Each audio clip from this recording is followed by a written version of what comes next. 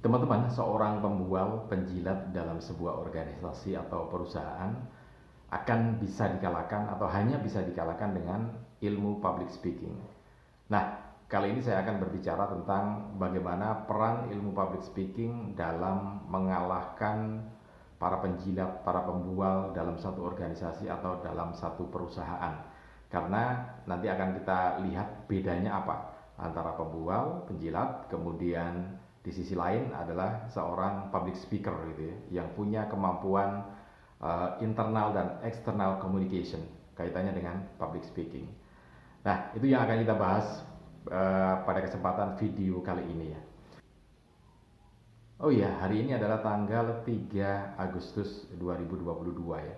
Jadi saya ucapkan selamat menyongsong atau selamat menyambut hari ulang tahun kemerdekaan Republik Indonesia di tahun 2022 ini. Baik teman-teman, untuk Anda yang belum subscribe, jangan lupa subscribe terlebih dahulu, kemudian tekan tombol loncengnya, supaya nanti ketika kita mengupdate informasi atau video berkaitan dengan public speaking dan juga video-video yang lainnya, Anda akan mendapatkan notifikasi yang pertama kali, sehingga Anda tidak ketinggalan, ilmunya nyambung terus gitu ya, karena kita akan update terus informasi tentang public speaking ini. Oke, begini, jadi saya akan bercerita tentang kondisi di sebuah perusahaan. Jadi di sebuah perusahaan atau di organisasi itu ada orang yang biasanya pandai membual, pandai menjilat gitu ya. Nah, orang yang pandai membual atau pandai menjilat itu kelemahannya satu, dia tidak punya kemampuan ataupun punya data yang cukup bagus ya. Jadi biasanya mereka hanya mengandalkan lesan, hanya mengandalkan berbicara, tetapi kemampuan datanya tidak dimiliki karena mereka jarang sekali ini berbasis pada bahan-bahan dasar yang mestinya dipakai untuk berbicara. Jadi mereka biasanya hanya terawangan, ngomongnya hanya terawangan gitu ya, tapi tidak punya basic yang benar-benar kuat. Nah, itu biasanya para pembual, para penjilat semacam itu. Nah, di sisi lain ada orang yang tidak pandai berbicara dan tidak suka membual atau menjilat juga, tetapi dia punya keterampilan hard skill yang cukup bagus.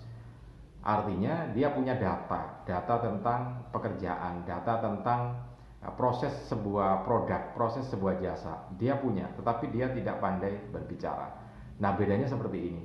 Dalam kondisi dua posisi yang berbeda semacam ini antara pembual, penjilat, kemudian dengan orang yang benar-benar praktek. Nah, ini ada perbedaan. Maka biasanya yang didengar, namanya juga yang didengar ya, yang didengar itu berarti ya yang berbicara kan gitu.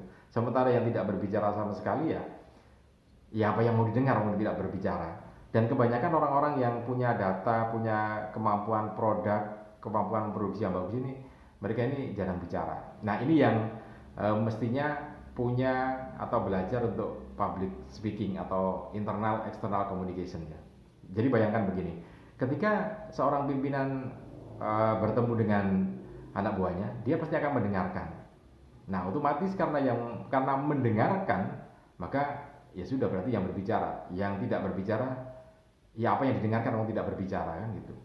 Sehingga pada proses ini supaya bisa mengalahkan orang semacam ini tinggal satu langkah sebetulnya, yaitu ilmu public speaking atau ilmu internal external communication ya. Karena itu Anda yang berada pada posisi yang kedua tadi ya. Jadi banyak yang semacam itu, dia pekerjaannya sudah cukup bagus, tenaga pikirannya juga sudah dicurahkan, tetapi dia tidak pandai berbicara. Nah, begini teman-teman, ada perbedaan di sini. Jadi tolong dibedakan bahwa ini adalah orang yang pembual tidak punya data. Nah, Anda yang sudah bekerja bagus semacam itu juga harus berbicara. Nah, berbicaranya Anda yang sudah bekerja yang cukup bagus dan ini bukan sebagai penjilat atau pembual, Anda ini sebagai seorang komunikator. Jadi berbeda ya. Penjilat, pembual ini tidak memiliki basic data yang cukup bagus, sementara Anda yang punya basic data yang cukup bagus adalah seorang komunikator, sehingga Anda harus menyampaikan dan posisinya berbeda. Sehingga jangan disamakan ketika seseorang itu yang berbicara kepada pimpinan itu, setiap orang yang berbicara dengan pimpinan ini adalah pembual, penjilat, bukan, tetapi harus lebih dalam lagi. Nah, karena itu Pada kesempatan kali ini kita belajar mana yang pembual, mana yang komunikator. Nah, harapan saya Anda yang sudah punya etos kerja cukup bagus, jangan sampai kalah dengan pembual dan penjeliat. Anda yang sudah punya etos kerja yang cukup bagus, mari tingkatkan kembali kemampuan public speaking Anda, kemampuan internal external communication Anda untuk bisa mengalahkan orang ini. Kenapa harus mengalahkan? Ya karena kalau orang ini terus berkuasa dalam sebuah organisasi atau sebuah perusahaan, maka yang tahu benar ini jadi ikut salah, ikut berdosa kan gitu ya. Karena itu kewajiban kita bersama-sama untuk meningkatkan siapapun Anda pada posisi Anda yang sudah punya etos kerja cukup bagus, ayo kita tingkatkan kemampuan internal, eksternal, communication Anda, juga public speaking Anda, sehingga menjadi kemaslahatan umat bersama. Oke, intinya bedakan antara penjilat pembual dengan seorang komunikator, seorang public speaker. Oke, mudah-mudahan ini bisa bermanfaat untuk Anda. Salam dan sukses selalu untuk Anda.